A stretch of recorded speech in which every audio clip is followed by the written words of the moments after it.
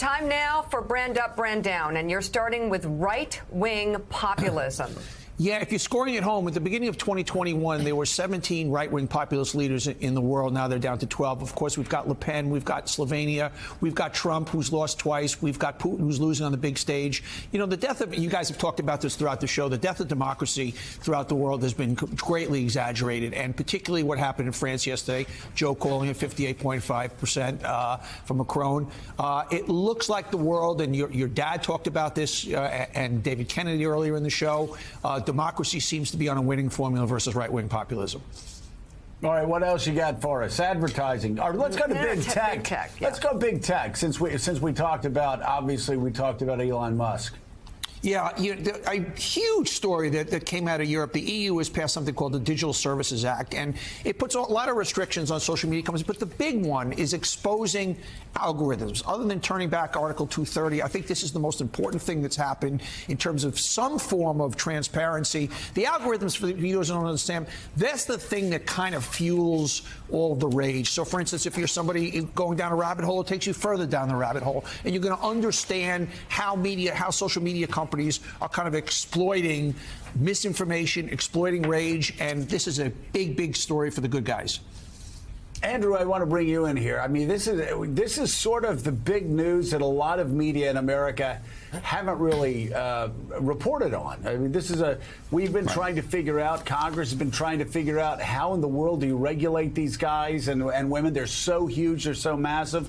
Well, Europe just did it. What do you think that's going to mean for us?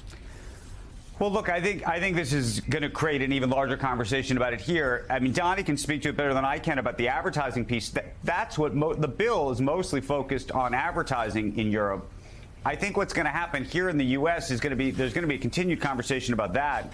But actually, with the addition of an Elon Musk owning a Twitter, and obviously Mark Zuckerberg controlling fully Facebook, Instagram, the like, I think you're going to start to see more of a political conversation, even more than we've had in the past, perhaps, about who controls these things and what the rules of the road are supposed to be, in large part because the control is going to be so concentrated. That became a feature of the discussion and debate in Europe, but I think will become an even bigger one if, in fact, Elon Musk becomes the owner of Twitter.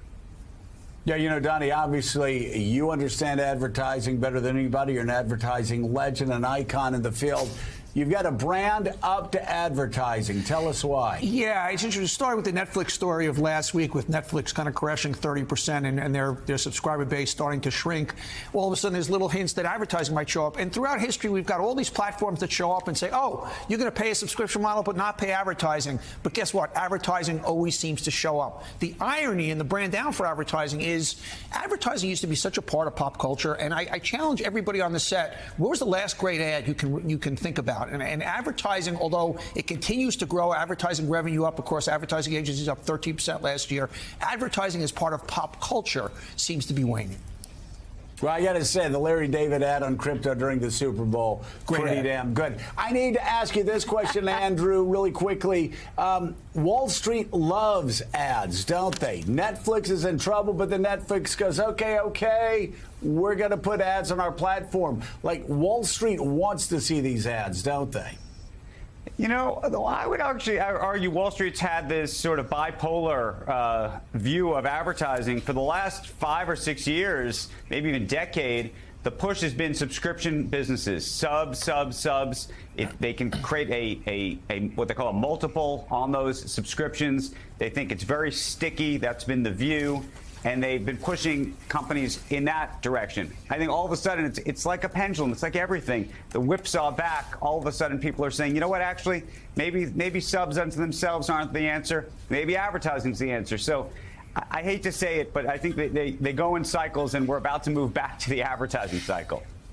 Yeah, and finally, controversial for the Morning Joe audience, I'm sure, Donnie Deutsch, Ron DeSantis. Yeah, big brand up. He scares me. I talked about this last week. But make no mistake about it. Ron DeSantis is running for president. Everybody keeps talking about Donald Trump, Donald Trump, Donald Trump. Ron DeSantis is Trumpism without Trump. He's a digestible concept. And to me, he will run against Trump with the simple formula: Trump lost. We can't have another loss. I like Donald Trump, but you need a winner. And DeSantis is really galvanizing power around him. He scares me because he is a real threat to the Democrats, much more so than Trump. But hey, Donnie, Andrew, what do you make of? Do you think the business community, Donnie, is going to get behind him in the same way? You know, a lot of the business community like Trump, even privately. This one, I don't know, because there's a lot of get in line kind of situation with him. This Disney thing, I think, scared a lot of business people. The Disney thing scared them. I still think they'll get behind him. I still think they're waiting for somebody like DeSantis, and I think DeSantis, as I said, is a tremendous threat. And once again, make no mistake about it, he will be running for president. He's not going to wait his turn. He's not a wait your turn kind of guy. But, Andrew, there's no doubt about it. The Republican Party long ago stopped being the party of big business, stopped being the party of business, stopped being the party of free enterprise. If you look at somebody like Ron DeSantis, who doesn't let cruise lines, doesn't let small family business restaurants make up their mind on how they run their own businesses, Andrew. A lot of people concerned about DeSantis, right? That's what I hear constantly. But you're absolutely right. The roles, if you will, have been completely reversed here in terms of what the expectation was from being a conservative, from being a Republican, to now even the approach that some of the Democrats are taking.